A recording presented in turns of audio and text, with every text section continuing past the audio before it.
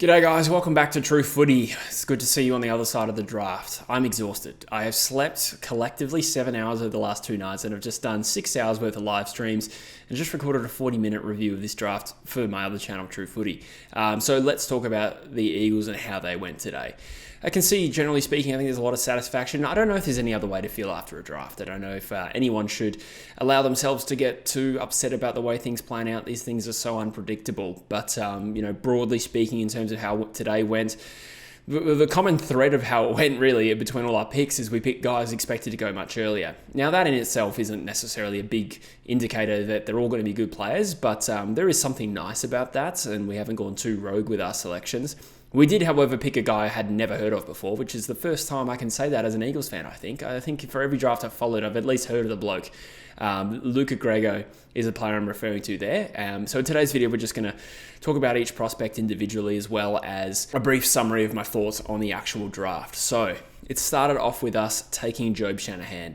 This might be our best selection in the draft, and I know that is a little bit contradictory of me to say that because how many times did I say before this draft I didn't want a key forward? I do think when the price is right, you have to pick on outstanding talent. I have been saying this before West Coast were linked to Jobe Shanahan. I was saying, on my other channel, I was doing like profiles for individual players, and when I got to Jobe, I was like, oh, there just seems to be something different about this kid. I think it should be the first key position forward selected. In the end, I think he was third or fourth, actually. The three before him were Jonty Fall, Thomas Sims, Harry Armstrong, and then Jobe Shanahan, and remarkably got through to us. That was a bit of a heart and mouth moment when Richmond and the Bulldogs had the 2 picks before us today. I was like, surely they don't pick a key forward, but thankfully Richmond did, but it just wasn't the key forward that I wanted for our club. So Jobe, I think he has the potential to be the best Eagle out of this draft cohort. That's the pick I'm the most satisfied with, purely just based on the talent that he has. I think his athleticism, his ability to leap and time his leaps really well and take a strong grab,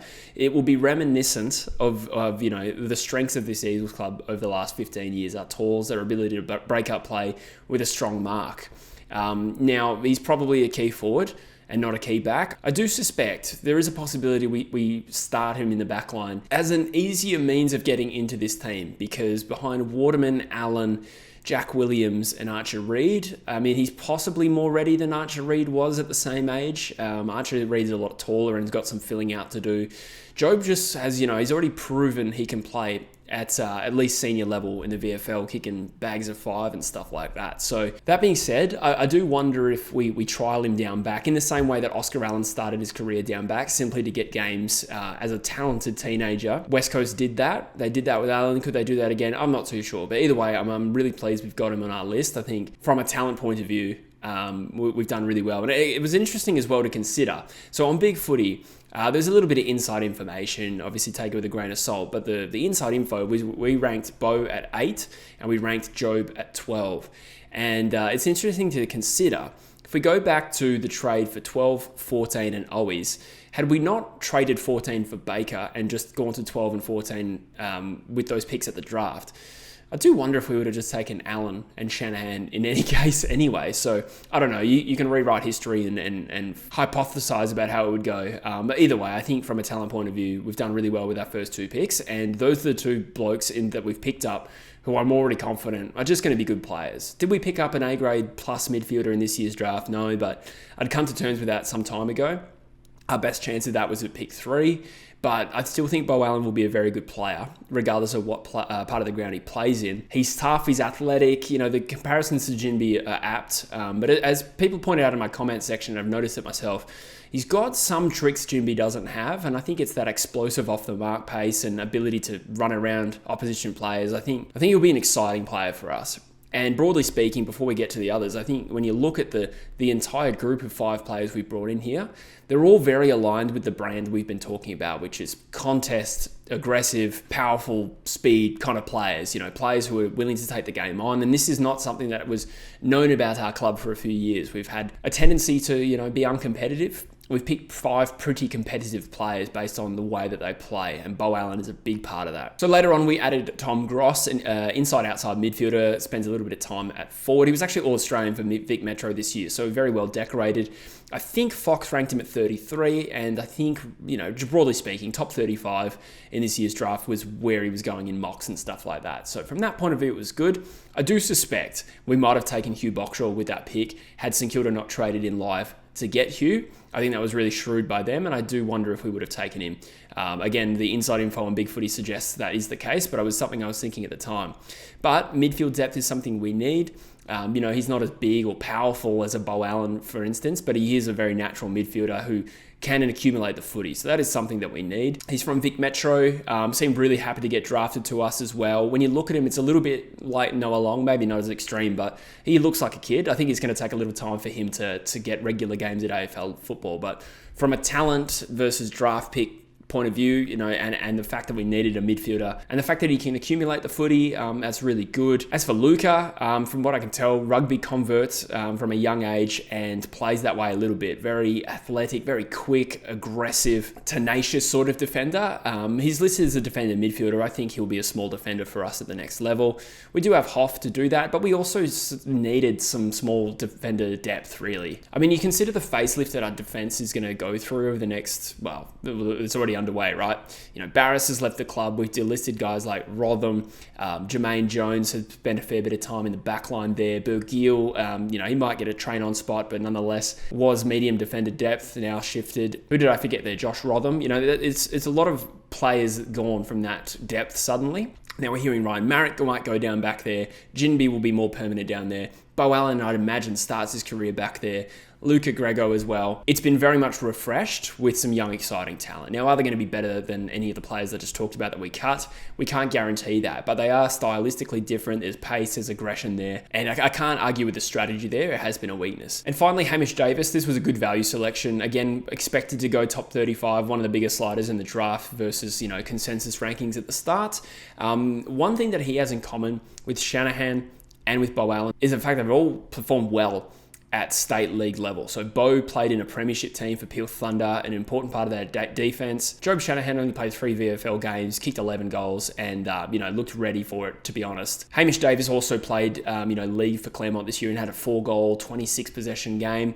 The good thing about Hamish is that he's a very hard runner and an accumulator of the footy, and his work rate's really high. So when we talked about the need for running power, we've added it at pick 65 with Hamish Davis, and I think a guy relatively ready-made. So whether he starts in the team and whether whether Hamish starts in the team, probably not. I think Bo probably does. Shanahan probably doesn't start round 1, I wouldn't have thought, but I think those 3 guys, whether they're playing at AFL or waffle level next year, will be able to improve that team, and they're relatively ready-made. Was the draft perfect? No, I don't think it was. We were never going to rectify all our issues in one draft.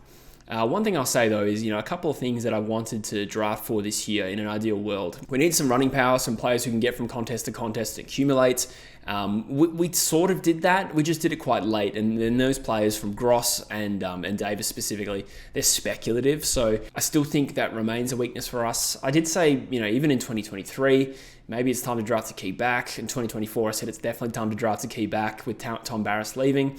And now we go into 2025 and next year's draft, even with a strong hand, probably still needing to add a key back. So I don't know if we rectified a couple of those things, but sometimes the talent's got to be right, and perhaps we didn't rate guys like Clancy Dennis or Tom Bell, players we were linked to, as being right for the selections. So evidently that's the way they saw it. If I had to throw another concern around this, not so much this draft in particular, but just the trend of what we've drafted over the last few years, just to make this a balanced argument, I'm not trying to sulk, but the fact of the matter is we've added a lot of players who admittedly are contested, are aggressive, tenacious, competitive. That's all great. Good athletes too. There is a growing trend of low possession counts and bad ball use. Hamish Davis, I think one of the reasons he might have slid is just because his kicking action's not great. Now, I don't think he makes a whole heap of mistakes, but it's not a strength of his, and then that probably goes for Bo Allan too. The ball use thing, I think, will be concerns for them, and now we're building a group of players where ball use and foot skills is something that we're going to really lack, and that was a problem for us in 2024. So hopefully, over the next couple of years, and particularly the next year's draft is going to be enormous for us.